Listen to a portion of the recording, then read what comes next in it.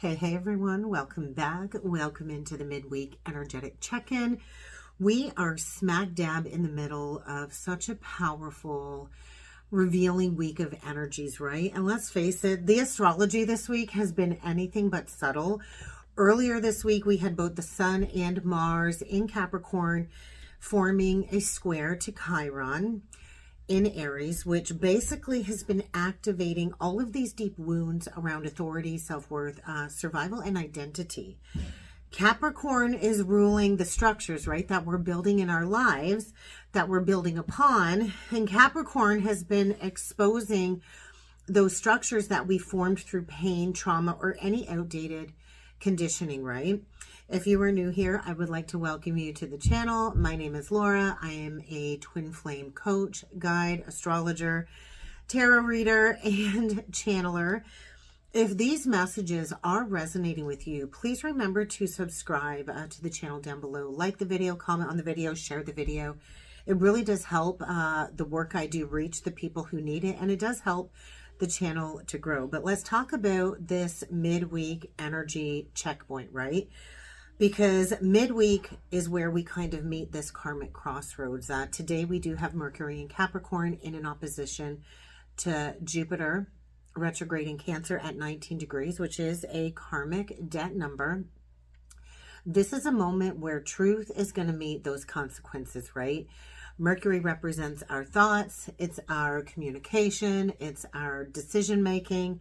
Jupiter represents our beliefs. It is connected to our expansion, our destiny, and that higher truth. And so this opportunity today is going to bring forward a major reality check. It's a story that we need to check in with ourselves. Like, what are we telling ourselves? Does the story we're telling ourselves actually align with our soul's destiny? So many of you might be feeling like mentally stretched. There's a lot of emotional triggers. You might feel caught between what really feels safe and what feels true. And so these energies aren't random. There is karma here at play asking to be cleared. And this opposition between Mercury and Jupiter is going to bring about some type of truth that can't be ignored. Whatever that truth is for you, it might be different for me than it is for you. And on this twin flame journey, this energy really does tend to expose where we have been maybe rationalizing an unhealthy pattern in a relationship dynamic, or maybe where you've been waiting for somebody else to change, Divine Feminine, because this keeps us in a state of limbo, right? Where we're not really choosing growth. So this is about the big picture versus the small story that we keep telling ourselves. So ask yourself, are you choosing alignment, or are you choosing familiarity? Because this karmic 19-degree activation is saying you can't bypass your destiny anymore, not with all of these energies at play. And the good news is that tomorrow we do move into a more grounded, stabilizing energy that will help us integrate everything that's kind of been stirred up over the last week and a half. And so things are definitely feeling very heavy in the collective. They're feeling a little bit foggy, definitely emotionally charged. But there's clarity and embodiment on the way, right? All of this needs to clear in preparation for the new moon on Sunday. And so if you would like to go deeper with me on how astrology plays a bigger role in your evolution, sign up for my Soul Aligned Astrology membership. The link will be down below. This week in the membership, we are working with the collective nodal shift. This year, we are moving from the North Node in Pisces to the North Node in Aquarius. And so this is going to be a massive evolutionary turning point for humanity, right? We've been working with the Pisces North Node, closing past life karmic cycles. And when we shift into that Aquarian North Node, it is going to open up a massive future timeline shift. And like I said, you can join through the link down below. And if you're not quite ready for that, I do have a free guide to the basics of your birth chart that everybody should know. All you got to do is comment free guide down below in the comment section, and I will send you the link to the downloadable guide, okay? But let's go deeper into these energies. Let's see what's happening midweek with the tarot and the oracle cards, and let's see what wants to come through.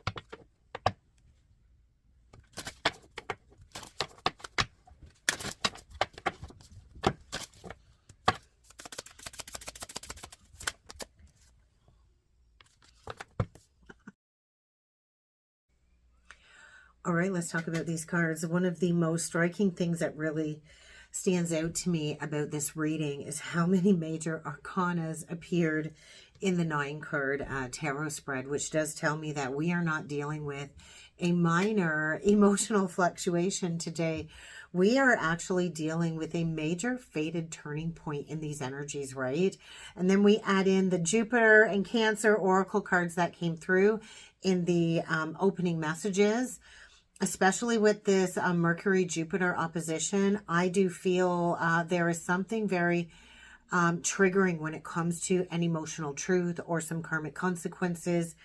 And I do see a lot of soul level growth here. Let's talk about the first card, Gemini. So it is a cross-pollination card. We do see two bees cross-pollinating. It is a 3 card connected to the Empress. So what this is telling me is this moment really is about exchanging truth, sharing information. Gemini is ruled by Mercury, which is all about communication.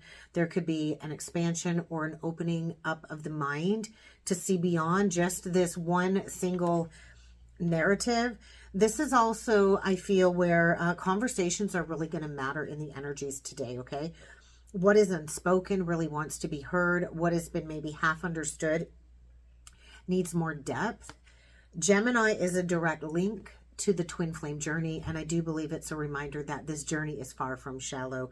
The twin flame journey is complex, it's layered, and it's often misunderstood unless you're actually on the journey, right?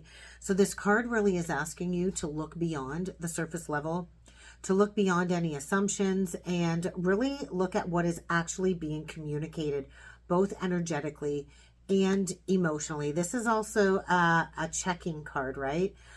Check your house and your Gemini placements, because that might be where clarity is trying to emerge right now for you, okay? Next, we got the Jupiter card came out, which did come out with the Cancer card, which is powerful. So incredibly powerful. Jupiter rules expansion, its meaning, its belief, its destiny. And with Jupiter retrograde right now, it's not really about outer growth. It's more about that inner expansion. And I want to say forgiveness. Really reflect on maybe who you need to offer forgiveness to. Maybe if you need to ask for forgiveness. That actually requires emotional maturity, though. And Cancer is bringing in this inner child energy, right? It's triggering emotional safety, the need to be nurtured. This is telling me the divine masculine and the divine feminine are both learning how to reparent themselves. You are being asked to soften that Cancer shell. Look to where Cancer is in your chart, because yes, Cancer protects, is connected to the mother, is connected to the moon. But when that exterior shell becomes too thick, it actually keeps love out. It doesn't actually protect you, right? So if you have been emotionally guarded or closed off or afraid to be vulnerable, this energy today is asking you to risk it. Risk being seen, right? Because true intimacy, it can't happen when you have your heart all armored up. And the Jupiter Cancer energy is alchemy, right? It's teaching you that emotional nourishment is just as important as the spiritual growth path, right? And then we received the Dignified Strength card, which is connected to number 13, which is tied to the Release and the Death card, the last card out of the tarot spread today. So this is telling me something has already ended, energetically ended, maybe not physically, but you've likely been in a very long process of grieving, shedding, or releasing a version of yourself or a relationship that just is no longer aligned with your path moving forward. And I don't want to say it feels like a collapse. It feels like a rebirth. It feels like rising above, right? And so your voice matters right now. Your truth matters right now. This is a moment to step into self-respect, a moment to step into sovereignty, emotional sovereignty. And then at the bottom of the deck, we have the Sagittarius card, which is all about expansion. And we do see the opposition at play. We see Gemini in opposition to Sagittarius. We get opposition card here.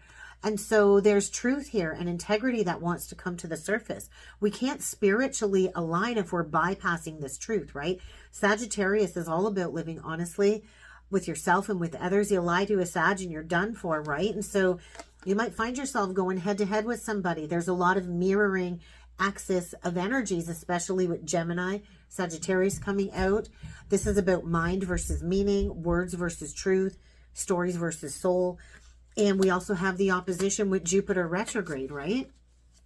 With Jupiter retrograde and the Capricorn energy. So let's talk about the 9-card tarot spread, because I do think there's a lot of buried truth here coming to the surface. And this top row really speaks of, I want to say, childhood patterns, communication blocks, because we do start with the 6 of Cups, or the Simply Love card, which is childhood. There's nostalgia. There's emotional mastery. We see a father and son on the card. And so there could be a masculine here who has a deep attachment to the past, which has really hindered romance and love in this masculine's life. Then we get the win or lose card, which is connected to the 5 of Swords. So we see a conflict here. There's a conflict here driven by ego, power struggles. There's an emotional imbalance. And let's face it, it's not about winning or losing. This is a card about being heard. Unearth that throat chakra.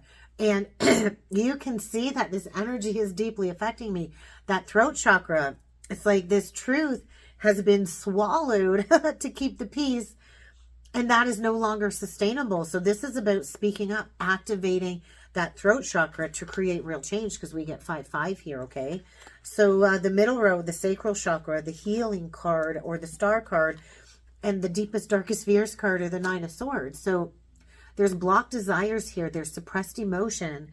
There's creative stagnation, but there's hope. There's healing, but it's going to require forgiveness. You're going to have to overcome your darkest fears.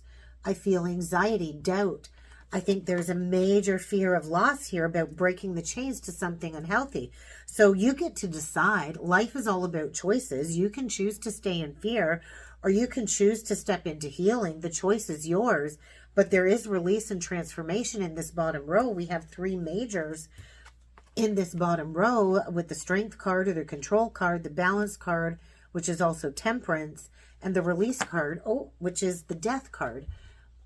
So what are you trying to force here? What are you trying to control? Forcing and controlling is not alignment, right? So let whatever is misaligned fall away. True love is never going to need to be held hostage. True love you're not going to have to beg for somebody to stay with you if it's true love, right? When relationships are meant to stay and align and be balanced, they're going to stay out of mutual respect. They're not going to stay if you hold somebody emotionally captive in a relationship, okay? So let it go, let it go. And at the bottom of the deck, we have the Ace of Wands, which is the new vitality. So there is a new beginning here trying to emerge. There's a new life here trying to be birthed, new passion, new alignment, new blessings.